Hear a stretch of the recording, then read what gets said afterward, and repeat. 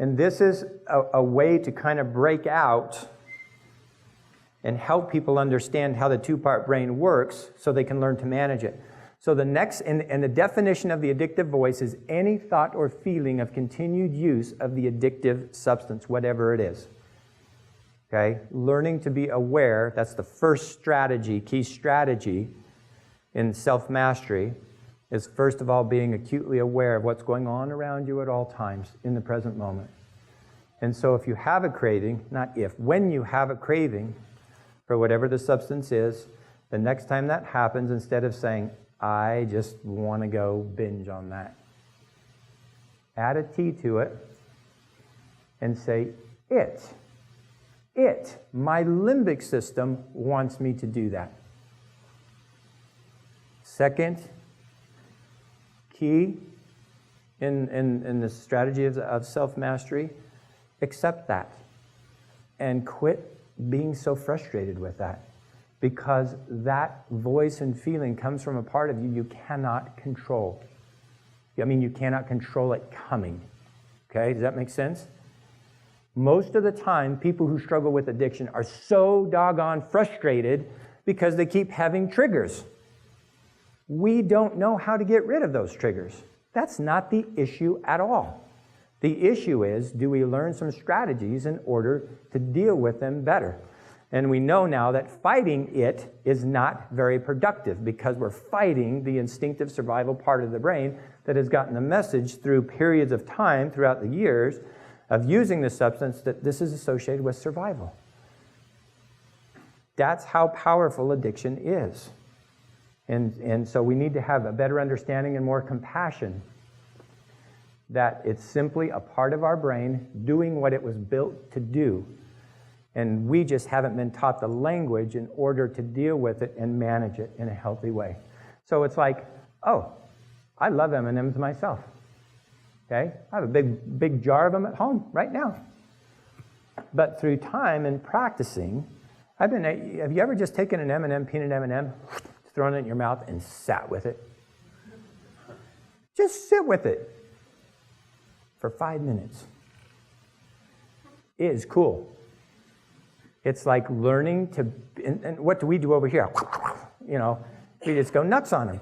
Sit with one M&M and just let it slowly dissolve in your mouth. It gets you more grounded in the present moment.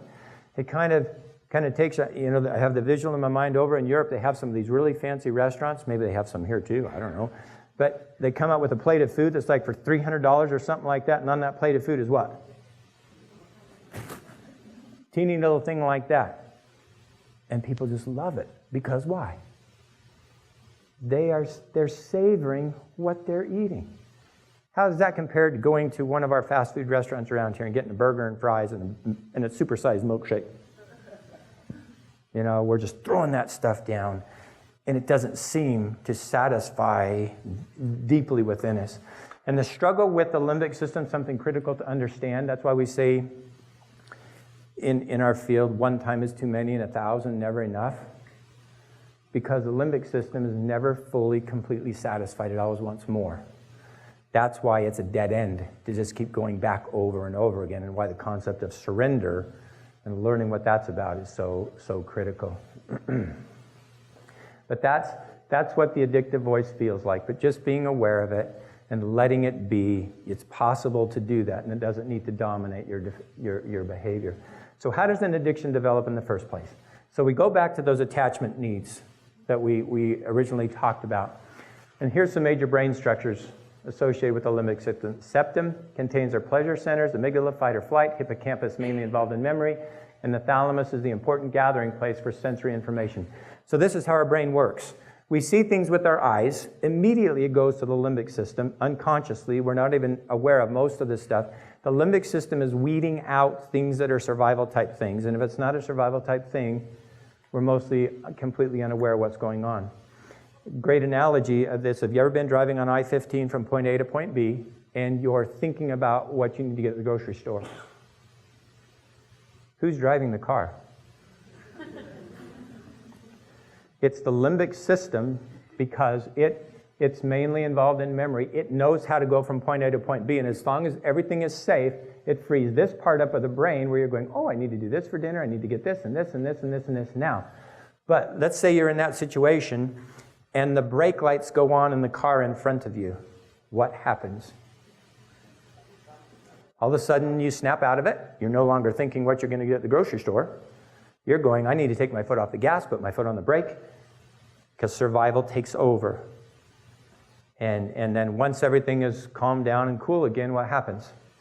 This part of the brain pops on, and you go, oh yeah, this is when you get the score or whatever it is you were doing. So, again, how does an addiction develop? We come across things that are pleasurable in our lives. All of us experience this. Usually, it's early on in life. Most of those who deal with either a sexual addiction or a chemical addiction come across those substances between the ages of 8 and 13, 14. Now what happens is that a memory is created in the limbic system of something associated with extreme pleasure. And then as that is acted on, neural networks start to develop between these two parts of the brain. And here's the hope of recovery also. This part of the brain, even though it's very powerful and strong, can't do anything without your permission up here. Because this part of the brain up here is the part that works your arms, your legs, your hands, and your feet. But because this is the part of the brain that develops first and survival is its prime directive, it has kind of been running the show for years and years and years, totally, completely outside of our awareness. And that's why in our mid-20s, when people start getting frustrated because they can't control their behavior, that's when they get into treatment. Because they've tried everything in the world to stop certain behaviors and they can't do it. And so I think I'm going to go to a magical therapist or something and see if I can find the answers to what's going on. And so what we do is we educate this part of the brain to what this is all about, and then give tools and strategies from this part of the brain to manage it. And what we've been trying to do in the past is from this part of the brain is crush, kill, destroy this bad, terrible, evil thing. And that confuses this part of the brain, and it only makes it more powerful. Because it's like a lion or a tiger, and you're taking a stick and you're poking it, and what happens?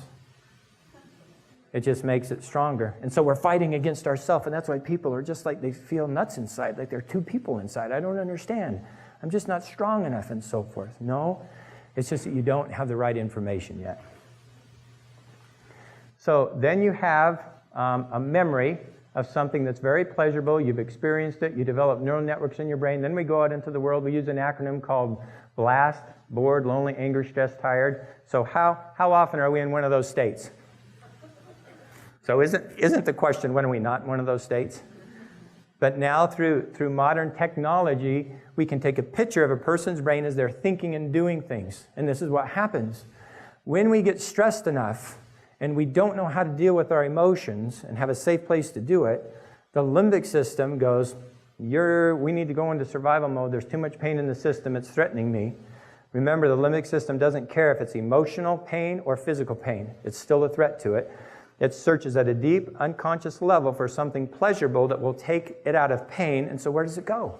It goes to whatever works. And then all of a sudden you have this huge, powerful craving that's driving you to behavior, which doesn't make sense up here, but it kind of shuts this part of the brain down. So this part up here, the braking system actually begins to shut down, and this part takes over, and that's when a person feels like they're out of control.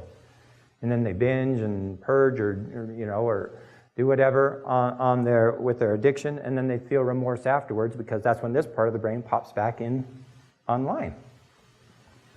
So I've just come to understand in doing this work with individuals for so long, there's two types of pain in the world. There's the pain of self-mastery or the pain of regret. We simply choose which one we want to experience in life. But with the pain of self-mastery, you've got to have some tools.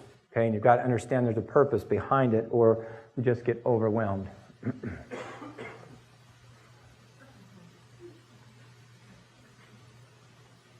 In food, we can definitely turn for comfort. Now, this is an amazing study done about willpower. And this individual, or these researchers, gave 200 participants beepers that went off at random times, 7 times throughout the day. And the purpose was to ask individuals, what are you dealing with right now? Are you dealing with a craving? What's going on inside of you? And what they found, many of these desires were ones they were trying to resist. It means that usually when they were beeped, it was something they go, oh, I shouldn't be doing this. So they were coming from the limbic system. And researchers concluded that people spend at least a fifth of their waking hours resisting desires, between 3 and 4 hours per day. So what do you think? And they came up with 4. What do you think in order the things we deal with consistently? What's the first? Food. We're thinking about food more than anything else. These are the 4. Food, number 1, sleep. Anytime I could just drop and take a nap. Right? You ever feel that way? Third, leisure. And then 4th is with sexuality. And take a look at that picture. What does this picture say? He's going to eat the cupcake. There you go. He's interested in the cupcake, not so much the apple. It's like, have you ever heard of someone, breaking into a store to steal a bag of apples? Have about beer and stuff like that, not apples.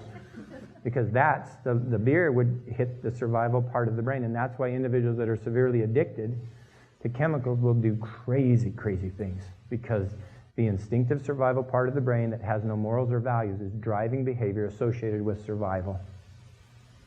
And that's why we have to do a better job of educating and understanding and helping those that struggle with these addictions to really know what's going on. They're not bad people.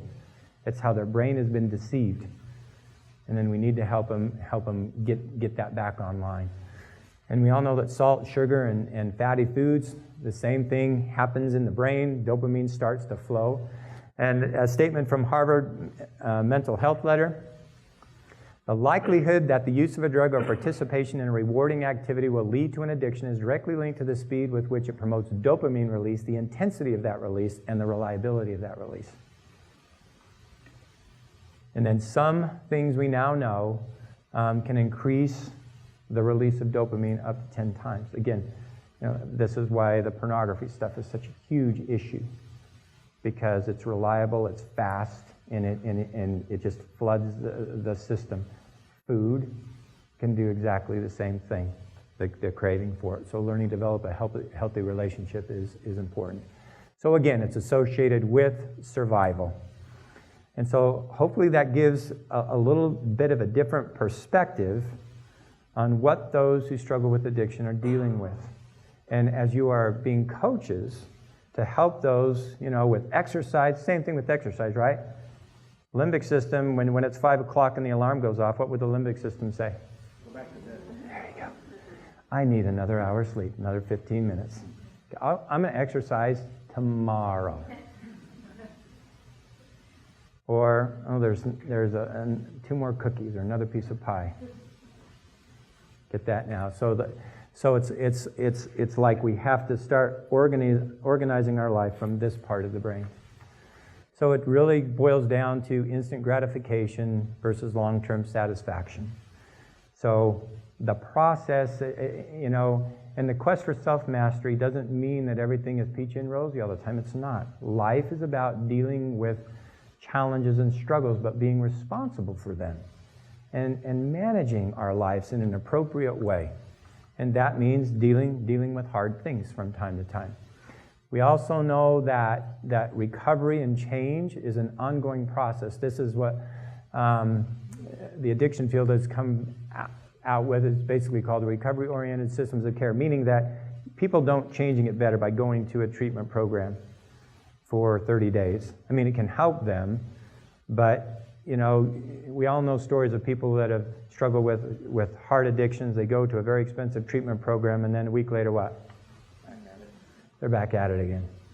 So it's a lifetime ongoing thing, and that's what these strategies help address a little bit. And these are these are the 5 that we're going to talk about. Awareness is the first key. The statement by Albert Einstein is very significant. Okay, so now we're talking about this place between stimulus and response and what to do about it and what you can use in your work with individuals. For us physicists believe that the separation between past, present, and future is only an illusion, although a very convincing one. So the only thing that we ever have, ever, is the present moment. But yet we live in this thing called time, where we have to deal with this concept called the future, but it's always out here. It never really exists. And then we have this thing called the past that trails behind us, like a comet in the sky. All the things that we do, it kind of trails behind us. But the only time we can ever do anything is when? Now. And it's learning to be grounded in that reality is so important, because usually what we're doing in the now is worrying about the future or thinking about all those horrible things that happened in the past. And because of the way our mind works, we're kind of bouncing back and forth all the time. So we've got to teach our mind to be settled a little bit more. This is a wonderful dialogue, one of my favorite all-time movie clips about awareness. Takes place in a Star Trek movie called Insurrection, okay? This is, I don't know if any of you remember the film, but it's about a people called the Baku people. They're living on this planet that has this power source inside that apparently regenerates things, and so they're like 500 years old, but they look like they're 30 and 40. And so the bad guys are trying to take this source and get these people off the island or off the planet and stuff like that. So Captain Picard comes in and he's meeting with these people, but they're an agrarian society, meaning they've done away with all technology.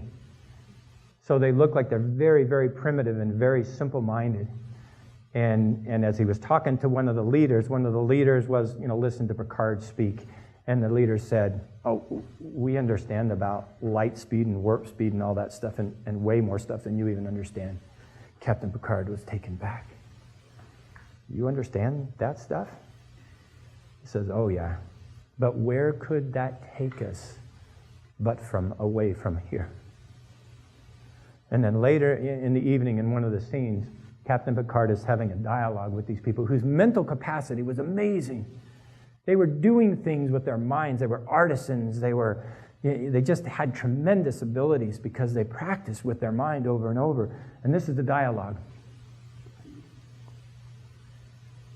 Did your people's mental discipline develop here? More questions. Always the explorer. If you stay long enough, that'll change. You stop reviewing what happened yesterday. Stop planning for tomorrow. Let me ask you a question. Have you ever experienced a perfect moment in time? A perfect moment? When time seemed to stop. You could almost live in that moment. Seeing my home planet for the first time. Yes, exactly. Nothing more complicated than perception. You explore the universe. We've discovered that a single moment in time can be a universe in itself, full of powerful forces. Most people aren't aware enough of the now to even notice. I wish I could spare centuries to learn. It took us centuries to learn that it doesn't have to take centuries to learn. That's a cool dialogue, isn't it? Just be grounded in the now. Where are we going to so fast? Because we always will exist, right? At least from a spiritual perspective, that's my belief, that when we die, something does go on. But where are we trying to go to so fast? I was talking to a couple yesterday that I was meeting with, and it says, we're always trying to get something done so we can go here and here and here. And one of the things I've noticed in working with individuals in the therapy session for so long is that they're always trying to reach some imaginary place that when they finally do, everything is just going to be fine then. When I graduate from school, when I buy a car, when I get this house done, when I get out of this relationship, when I finally get to my perfect weight, when this. This place does not exist. It's always a journey because everything that is alive is in a continual state of movement and change. Being grounded in that reality and being grounded in awareness is critical to finding more joy and slowing down. When we slow down and see what's right in front of us, we can start to experience things at a much higher level and appreciate the relationships which we have in a much deeper level. Key number 2, acknowledgement. Recovery begins when we learn to accept the limbic system for what it is. You simply cannot fight it on its own terms. The wiring in the brain can be changed consciously, but by the proper proactive use of choice, by utilizing the concepts of mindfulness and awareness. So, again, the definition of acknowledgement is really acceptance. Meaning, first of all, we're aware. All we have is the present moment. Where are we at with our emotions and feelings? Whatever comes, accept it as it's just a part of life. We don't need to be frustrated by cravings and triggers. And just letting it be. Again, so many people have a difficult time with this concept because they wish it wasn't so. I don't know if any of you remember reading a book years ago, a classic book, M. Scott Peck, called The Road Less Traveled. First chapter in that book is one of the best chapters I've ever read in any book. He talks about the challenges of life, that life is difficult. That's the first 3 words in his book. Life is difficult. And he says, what I have discovered in my years of working, he was a psychiatrist for many, many years, and he said, what I discovered in my life is that most people are moaning more or less incessantly about the reality of that, as if it shouldn't be difficult, that everything should just be a cakewalk down here. And he's going, where did we ever get that idea? And yet that's what we struggle with, just being okay that it is challenging. The third key, deeper than acceptance, is surrender. Again, one of the most challenging concepts to teach. Learning not to fight the limbic system it's a paradox. We all know what it's like when we try to fight something, like a craving, an addiction and stuff like that. It just makes you want it more and more. Probably, and again, when you're fighting it, you're fighting a part of your brain that doesn't understand what you're doing. So when you want an extra piece of cake or you want another bag of M&Ms, just go, of course I do. Of course it does. I'm smiling at that. I embrace that. Nevertheless, that doesn't mean I have to do it. And all of a sudden, when you respond that way to it, it goes, I don't know, what do I do with that? Because you're not fighting it, you're just acknowledging it for what it is, and it doesn't need to become all-consuming. Another cool movie clip that teaches this concept. Remember this? What's this? There you go. Way back, another 1980-something movie. Most of you guys probably haven't seen it. Anyways, Matthew Broderick, called War Games, okay? He's a computer hacker, and he hacks into NORAD, and he takes over, the computer somehow takes over and gains a life of its own, and it starts learning. And the computer's quest is to win games. Win, win, win. That's what it needs to do. So likened unto us, we want to win and survive and do all that stuff. But the computer takes over the missile silos, and it's going to play this game called Global Nuclear Thermal War. And so what it does is it goes through these scenarios. Okay, so if we shoot off missiles here, what's going to happen? And then missiles will shoot off from over there. And so it's learning really quick as time is counting down, as it's going to pull the trigger, and all the missiles are going to take off, and it's trying to learn. And this is what it finally comes to the conclusion of with about 10 seconds to go. It stops. And everyone's like, oh, we're saved. And this is what it says. It goes, hello, it has a voice. The computer comes on with a voice. A strange game. The only winning move is not to play. How about a nice game of chess? In essence, surrender it's like getting out of the boxing ring. So it's like you're fighting Mike Tyson. I don't think any of us are going to beat him up. We might be in there and get one little slug in or something. But imagine in the boxing ring, and your limbic system can be likened unto a great boxer, that you take your gloves off, you drop them in the middle of the ring, and your opponent sitting over there looking at you going, what are you doing? And you hop out of the ring and go sit up in the stands and just sit there. It can't touch you down there when you're up there. We can learn to do this in our minds with this very powerful part of our brain. And that's what this surrender concept is all about. Most people, when you hear about surrender, they go, I'm not surrendering to anything. But when it comes to mental health and emotional issues, no matter what it is, it's the only way to win, is not to play that game. And hopefully that makes sense. Mindfulness is where we, from this part of the brain, choose what we want in our lives. Understanding that the limbic system is just attracted to certain things, but we really can choose. And it all has to do with paying attention to certain thoughts. And we influence change by creating a healthy vision, right? So every change starts first with a vision of what the change might be like in our mind's eye. And so that creates what's called the future vision statement. So you associate healthy eating and healthy living with fun. Not that, oh my gosh, I've got to do this stuff so I'm not this way. If you approach it that way, it's not successful because you are fighting the instinctive part of your brain. If you approach it as, what is it that you truly want in your life? What do you want? Let's create a vision of that and empower that in your mind and visualize and put emotion to it and then declare it. Then it can become very powerful and inspiring rather than, I don't want to be this way over here, because the focus is still on that. Does that make sense? It's a whole different perspective. And I want to talk a little bit about the power of thoughts. This statement is something I would encourage all of you to memorize. It's one of the most powerful statements. It hits right to the core of who we are as human beings and how our minds work.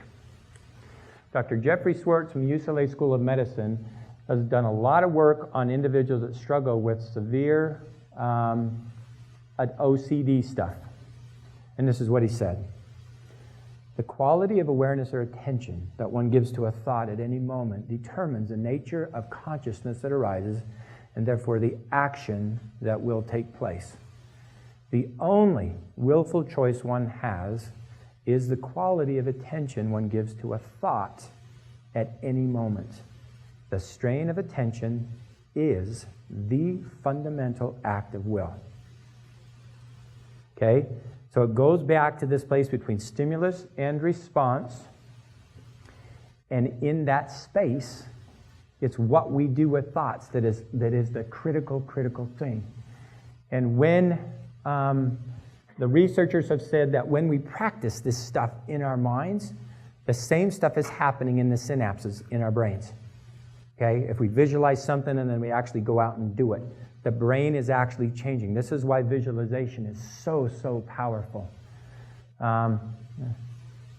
Jim Fannon's American Zone Coach has worked with a number of top CEOs and business leaders, and this is what he said. For 30 years, I've studied with great interest how the champion's mind works. After coaching 50 professional athletes and talking to dozens of corporate CEOs, I began to put it all together. The true champion does very little unnecessary thinking. The average person has between 2,000 to 3,000 thoughts per day. The world champion has approximately 1,100 to 1,300 thoughts per day. True champions think less but hold a thought for longer periods of time. Fewer thoughts produce more results. Again, slowing down and paying attention to certain things.